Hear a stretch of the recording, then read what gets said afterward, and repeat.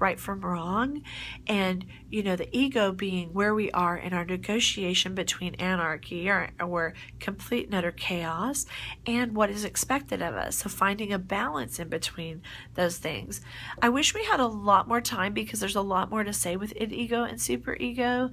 I think and just that negotiation of whether we tend to be closer to the chaos or closer to structure, and it impacts us and society in general, those things that we think. And let me just give you an example with Freud, okay? Because when I'm talking about id, there are people, and you read about this on the news, who, these people that gang up on some homeless guy and beat him senseless for no apparent reason. That's very animalistic behavior. And we're talking about a time period where humans are seen as human animals. Listen, you hear reports all the time of people acting like animals. You hear, this child abuse, incest, that's animalistic behavior. It's awful. It's god-awful behavior. But it's reality. I'm not justifying it. I'm just saying there are people who act like animals. Sexually, too, there are people who act without restraint and without self-control. And, they hook up with anybody they feel the notion to hook up with because they act like animals. This is animalistic behavior. I feel the need to connect with someone, therefore I'm going to connect with someone. Without any like thinking process or, it's just animalistic. And you hear all of these things, and I want you to, here's what I'm saying. I'm not imposing moral judgment here. What I am imposing is for you to look at the world, the differences. Some people don't see the world like that. Some people lean more towards superego with, this world is a better place when there are rules, when there's order of some sort, and it gets crazy when everybody is just doing what they feel like doing, no matter if it hurts somebody else or not, whether or not it's the right decision. You know what I'm saying? So Freud really deals with impulse and the psychology of what's going on and transpiring within us and the various stages of development that we go through. The next note says, literature tends to emphasize either a biological or socioeconomic determinism.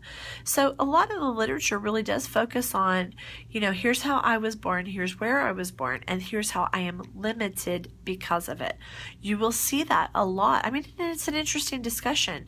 So one thing I would ask you, and this goes to the relevance questions on the discussion board, is how have you felt limited, or have you thought about it? In what areas of your life have you been limited? And if you didn't have limitations, who would you be? If you weren't your gender, if you had the decision to be born to anyone, to have as much money or not as you wanted, how would your life be different if you had the choice? Do you understand what I'm saying? This kind of begs that question. Okay, so let's go to the next one. Look at this. Humans are seen as the victims. I think that's a powerful word. This comes straight from this literary dictionary that I take all of this information from. The victims of destiny or fate.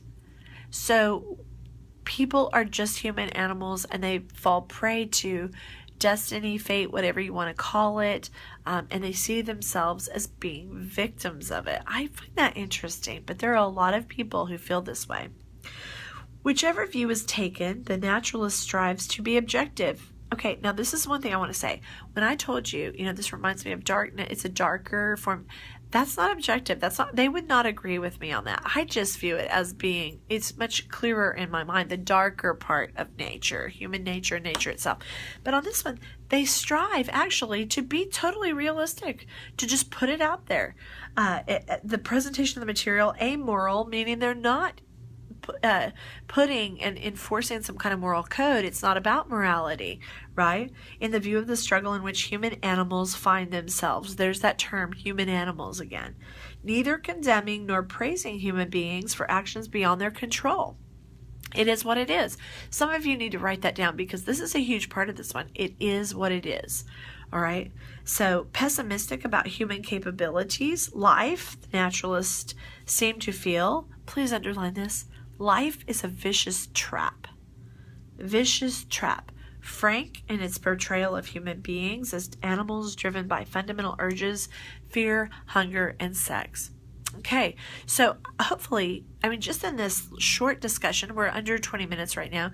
Hopefully, in this like short little mini discussion, you kind of are understanding what we're talking about here. But I want to talk to you just a little bit about nature itself. So we'll go over 20 probably just a tad. When we think of destructive forces in nature, I want you to think about the tornado. And right out that window, I live not far from campus. And I don't know if it's going to adjust here. Yeah. Over that way, over that mountain, just last spring, there was a tornado that hit a house there, and it totally destroyed someone's habitation. I mean, a home. It destroyed everything, torn apart. And it wasn't moral. It wasn't because they did bad things, like the Puritans would say. It was just, that's the destructive force of nature. It doesn't matter. Like, it didn't say, oh, you're good, so I'm going to miss you. Sometimes, I mean, the brutal reality is that nature is kind of a machine. I had one person tell me that they saw it as being, especially with Newton, that nature is a machine that will roll over you, and it will. How many of you have ever been in a body of water that's bigger than you are? That the force is kind of scary. Like if you get out in it, you could be swept away. Many people have been swept away by currents because it's deadly. It can be deadly. And again, in much of this literature, you'll see those things come to pass.